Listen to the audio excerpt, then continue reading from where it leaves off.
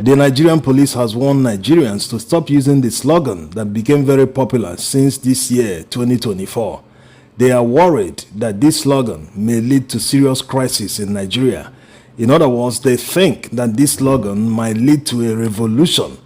By now, you might be wondering why a word or slogan will lead to serious crisis or a revolution. The Nigerian police might actually be justified in their fears about the slogan because in 2020, End-SARS happened and we know how far it went. Towards the end of the End-SARS protest, Nigerian youths started demanding for Buhari to step down, so they might actually be justified in their fears. This new slogan, "No grief for anyone this year," might actually take things higher than the level of End-SARS. This is because everything that led to End-SARS in 2020 still exists today. The bullying still exists.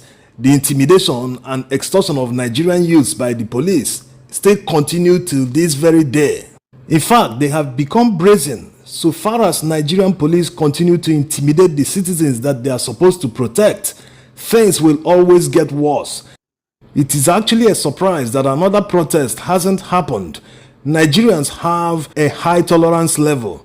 By the way, the "No grief for anyone this year" simply means do not tolerate nonsense this year. Do not take any bullying from anybody. Always stand your ground and insist on your right. The Nigerian police operates in a very strange manner. In fact, it looks like it is structured to serve the wealthy. How can someone write a petition against someone to the police and the police will just act on the petition without conducting their own investigation to find out if the person lied or is just trying to intimidate someone using them? Yes, a lot of people might be surprised, but in Nigeria, if you have enough money, you can call police on someone and they will arrest and detain that person on your order. Yes, it happens all the time. Just give them enough money and they will bundle the person into jail. They can even detain the person for as long as you want. It happens all the time. They disobey court orders, just like this one that happened recently. This man got the police to arrest a lady. Her only crime was that she reviewed a product that the man manufactures. Even if what the lady said was libelous, that she caused him harm, the police shouldn't have been involved in the first place because it is purely a civil matter. So why did this man with all his wealth involve the police to intimidate and detain this lady? As if that was not enough, her lawyer eventually got her bail and they ended up in court where she's now making claims against the man. There's also a court order stopping them from arresting or harassing the lady again until the matter is disposed of in the Lagos court. But do you know what happened?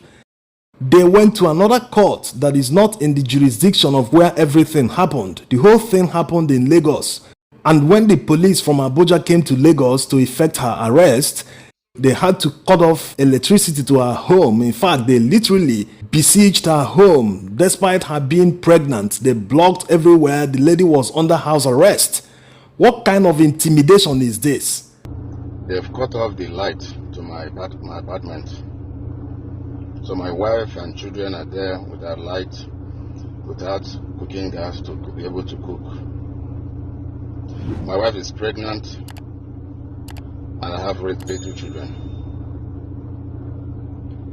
I don't know what is happening. They always put too much effort on nothing when they are supposed to use that effort to fight crime. There is so much insecurity in Nigeria that you wonder what the police and other security agents are doing. They expend too much energy on civil matters. The police shouldn't be involved in this. Why is the IG of police disobeying a court order? Once this kind of intimidation and bullying continues to happen, Nigerians must continue to resist. It is natural. So according to what they read, they said... do you have any link with this lover? No, I do business on Instagram. So this lover too does business on Instagram.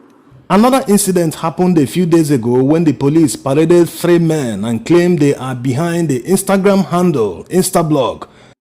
The police spokesman, despite accepting that they gave one of the guys 300,000 naira in order to track the Instablog himself, But they still wanted Nigerians to believe that these men are behind the Instagram blog. How in the world are you paying someone to track someone, and at the end of the day, the person couldn't track the person? You now want to magically and miraculously make that person the person you're looking for. And they're doing it without shame. Anyone can be a moderator in the comment section. It doesn't mean he's the owner. And the guy explains it very well. Even the pressmen understand that this guy is not the Instablog. But the police continues to insist that he is Instablog. The worst part was that while they were parading this man, the person behind the Instablog continued to post on Instagram. It made a fun of the whole thing. Why are they wasting taxpayers' money hosting all this rubbish? They are too incompetent. Why do they need to parade these people in front of the press and continue to cross-examine them? What happened to going to court with your evidence if you really have them?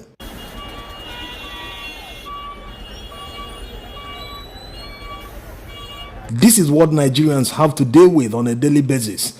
If you criticize someone, they will use police to intimidate you just because they are wealthy. Young men are profiled every day just because they have dreadlocks. You don't have the right to have dreadlocks. You don't have the right to carry a knapsack. Otherwise, you become a fraudster to the police. They will have to intimidate the person, bully him, even go to the level of extorting him. They will threaten him with everything in their possession. Some of them have point-of-sale machines that they use to swipe cards of young men in order to steal from their accounts. It is that bad.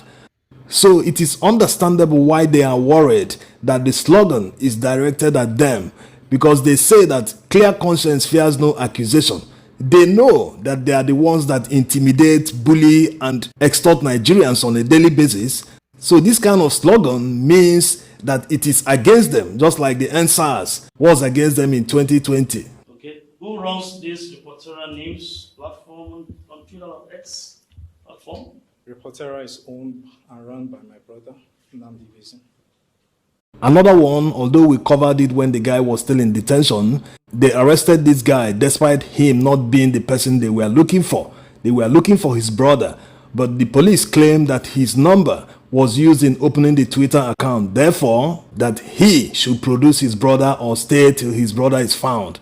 This is never done or tolerated in any part of the world. Why are these people so brazen in their corruption? They are working for someone else, a wealthy fellow citizen, and that citizen is intimidating and bullying a fellow citizen through the police. How can this be possible? So Nigerians are actually very tolerant.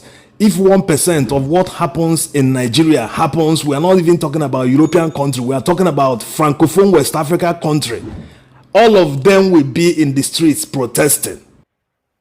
Nigerians are not even asking much from their government. They just want them to deliver basic services that people take for granted in other countries. That's all they want.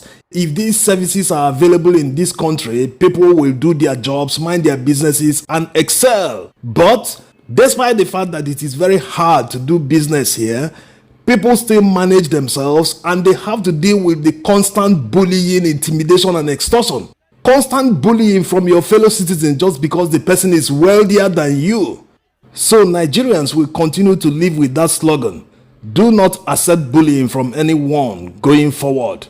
Do not tolerate intimidation from anyone, no matter how highly placed. Thanks for watching.